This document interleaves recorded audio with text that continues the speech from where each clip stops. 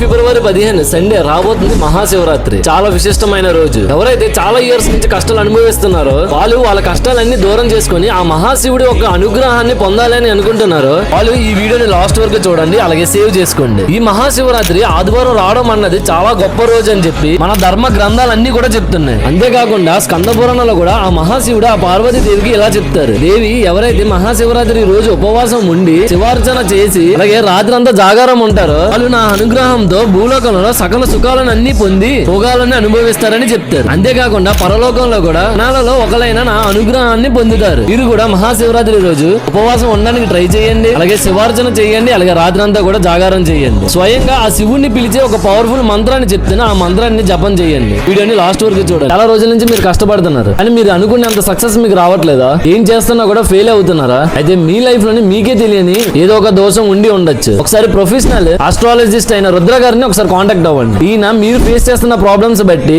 రోజుగా పరీక్షించి మీకు ఒక చక్కటి పరిష్కారం చెప్తారు. స్క్రీన్ మీద ఉన్న నంబర్ కి కాంటాక్ట్ అవ్వండి. ఇక్కడ నుంచైనా మీ లైఫ్ ని చేంజ్ చేసుకోండి. అయితే ఆ పవర్ఫుల్ మంత్రం ఏంటంటే మన అకౌంట్ ని ఫాలో చేసుకుని కామెంట్ సెక్షన్ లో పిన్ చేసా చూడండి.